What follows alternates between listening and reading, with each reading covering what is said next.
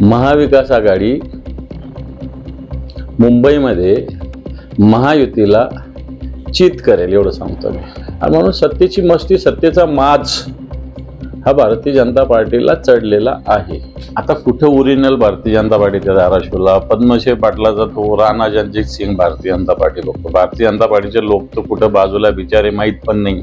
आणि त्यामुळे अजितदादा सारख्या जबाबदार, आता जबाबदार शब्द वापरावा नाही वापरावा मला माहिती नाही, परंतु अशी व्यक्ती जर अशा पद्धतीनं जनतेस धमकी देत असेल मतासाठी, तर निवडणूक आयोग काय करतं हा माझा प्रश्न निवडणूक आयोगाला आहे।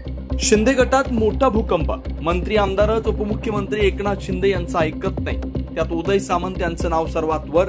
अखेर कोण चालवतंय शिंदे गट, शिंदे का फडणवीस? आज झालेल्या पत्रकार परिषदेत ठाकरे गटाचे नेते अंबादास दानवे यांनी एक खळबळजनक दावा केला। त्यांच्या मते शिंदे गटातील अनेक मंत्री आणि आमदार आता एकनाथ शिंदे यांना थेट डावलतात आणि त्यांच्यावरचा खरा कंट्रोल कोणाचा, तर मुख्यमंत्री देवेंद्र फडणवीस यांचा। दानवे म्हणाले की या सगळ्यात वरचं नाव आहे उदय सामंत यांचं। आज नाही तर उद्या हे सगळे भाजपमध्ये जाणार हे ठरलेलं आहे। पत्रकार परिषदेत त्यांनी भाजपवरही जोरदार टीका केली। त्यांचा सवाल, भाजपच्या नेत्यांचे नातेवाईकच का बिनविरोध निवडून येतात आणि सामान्य भाजप कार्यकर्त्यांना मात्र तशी संधी का मिळत नाही? हळूहळू सत्तेची मस्ती, माज आणि त्यामागचं संपूर्ण राजकारण लवकरच समोर येणार आहे, असा गंभीर आरोप त्यांनी केला। मी काल परवाच बोललो आपल्याशी बोलताना की आत्ताच्या घडीला एकनाथ शिंदे साहेबांचे कित्येक मंत्री त्यांचं ऐकत नाही, त्यांना कंट्रोल देवेंद्रजी फडणवीस साहेब करतात आणि याच्यात उदय सामंताचं नाव एकदम वरचं आहे। अन्य काही मंत्री त्याच्यामध्ये आहेत, मला वाटतं ते हळूहळू यथावकाश समोर येतील। त्यामुळे जे सत्य आहे ते सत्यच आहे। उदय सामंत लीड करतायत या दुसऱ्या याच्यासाठी ते मला माहिती नाही, परंतु ते एकनाथ शिंदे साहेबांचं ऐकत नाही एवढं मला माहिती आहे। त्यांना ऑपरेट देवेंद्रजी फडणवीस करतात। हे पहा, ठिकठिकाणी मीही आता मराठवाड्यात सगळीकडून माहिती घेतली। भारतीय जनता पार्टीनं प्रचंड दबाव तंत्र, प्रशासनाचा मिसयूज लावलेला आहे। ठिकठिकाणी वेगवेगळे प्रलोभनं दाखवले जातात कित्येक ठिकाणी।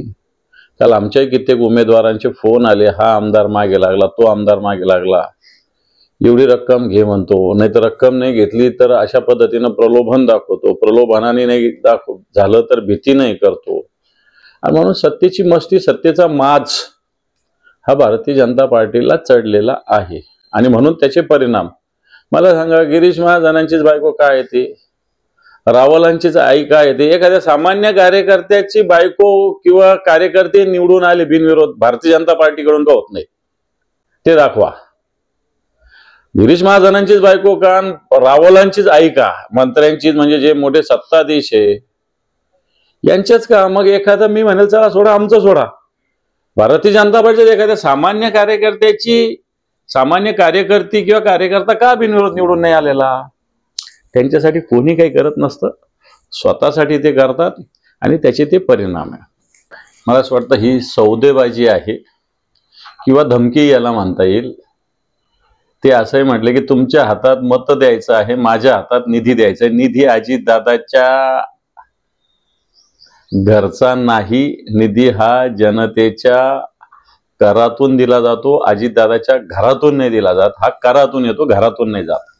आणि त्यामुळे अजितदादा सारख्या जबाबदार, आता जबाबदार शब्द वापरावा नाही वापरावा मला माहिती नाही, परंतु अशी व्यक्ती जर अशा पद्धतीनं जनतेस धमकी देत असेल मतासाठी, तर निवडणूक आयोग काय करतं हा माझा प्रश्न निवडणूक आयोगाला आहे। का निवडणूक आयोग आता अजितदादांच्याही घरी पाणी भरायला जातंय हे जनतेनेच बघितलं पाहिजे, परंतु अशा धमक्या देण्याचा प्रयत्न करू नये असा सुद्धा इशारा अजितदादांना आम्ही देतो। जर खरं आता गोरे ओरिजिनल भारतीय जनता पार्टीचे आहे नाही आहे, परंतु राजन पाटलाची सून, मी आता तोच पुन्हा मुद्दा, राजन पाटलाची सून निवडून येऊ शकते बिनविरोध सत्तेचा मिसयूज करून, बाकीची का नाही येऊ शकत हो?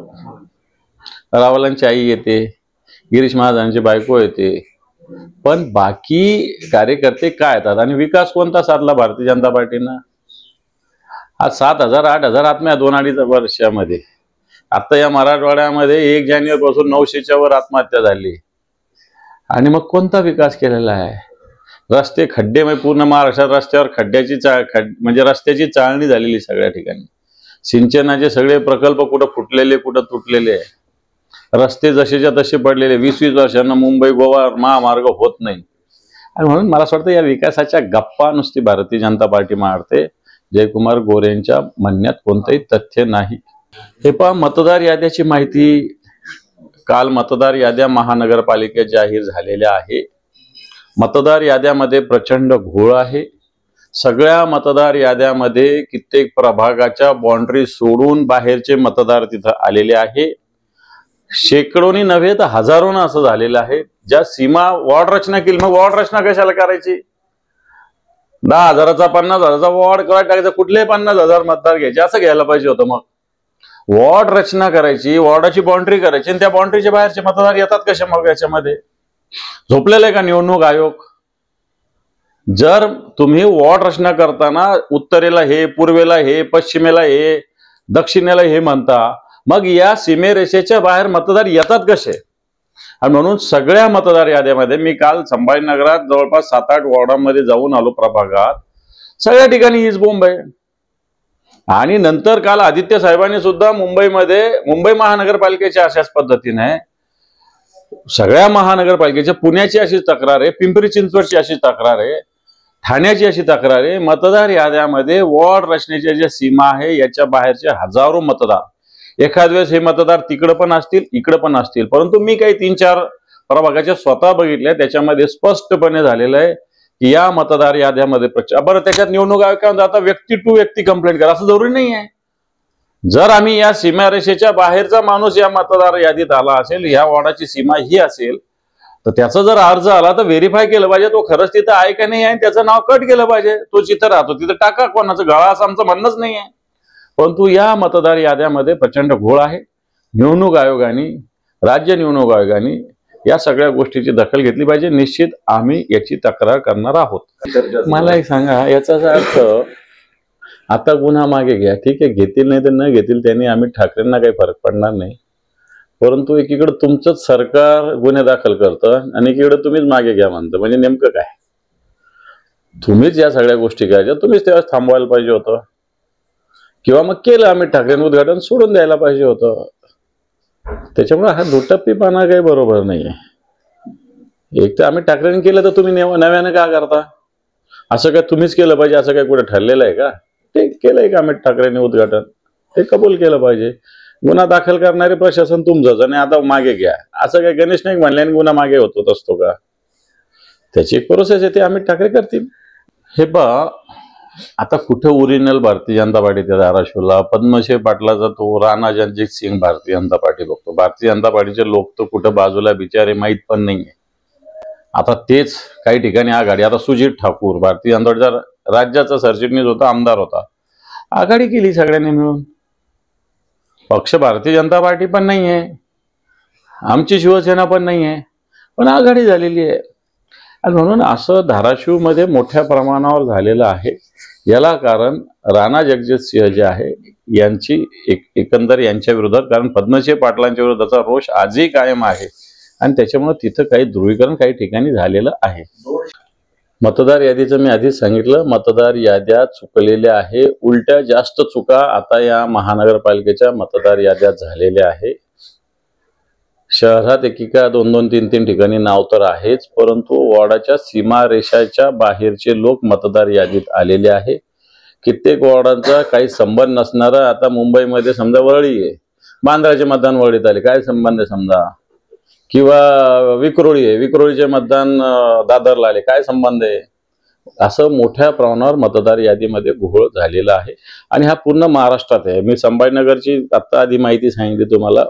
वॉर्डाच्या जी सीमारेषा याच्या बाहेरचे मतदार याच्यात आलेले, हे जाणीवपूर्वक आले, 100% कळतं. कारण एखादा वॉर्डाच्या बाउंड्रीच्या जवळचा माणूस आला तर मी समजू शकतो, पण क्रॉस करून 2 वॉर्ड 3 वॉर्ड क्रॉस करून येण्याचा काहीच संबंध येत नाही. शिंदेचा फुगाच आहे ना तो. कित्येक लोक हे शिंदेचे नाहीच आहे, शिंदे साहेबांचे कित्येक लोक नाहीच आहे ना. भारतीय जनता पार्टीनं दिलेले काही उमेदवार आहे, काही ठिकाणी जागा भले त्यांना सुटली असेल त्यावेळेस, पण उमेदवार भारतीय जनता पार्टीचेच आहे, बरेच आहे. याच्यात 10-15 एकदम डायरेक्ट. आता समजा मुलजी पटेल मुंबई मधला, अजूनही कधी शिंदेचा फोटो सुद्धा लावत नाही, निवडून आला त्यांच्या पक्षाकडून. त्याचे फोटो देवेंद्रजी नरेंद्र मोदीचे असतात, बाकी काय कोणाचं लावत नाही. तो भारतीय जनता पार्टीचा सरचिटणीस आहे, अजून पण आहे. आता आमच्या इथे संजय जाधव आपल्या इथं, ते काय शिंदेच्या सेनेच्या थोडी आहेत. त्यामुळे असे खूप लोक आहेत 10-15 की जे भारतीय जनता पार्टीचेच आहेत. ज्यावेळेस भारतीय जनता पार्टीला गरज पडेल त्यावेळेस आणखी 5-5, 2-2, 1-1 घेऊन ते जसं सामना सांगितलं तसं होऊ शकतं. मी ग्रामीण भागात फिरतोय, दररोज जात असतो. 40 ते 45% लोकांना रक्कम आली असेल, परंतु जी जाहीर झाली ती आलेली नाही. बागायतीचे आता काही लोक उपोषणाला बसलेले बघा. श्रीरामपूर तालुक्यामध्ये वेगळे, वैजापूर तालुक्यामध्ये वेगळे, नेवाशात वेगळं, गंगापूरमध्ये वेगळं, येवल्यात वेगळं, वैजापूरला वेगळं.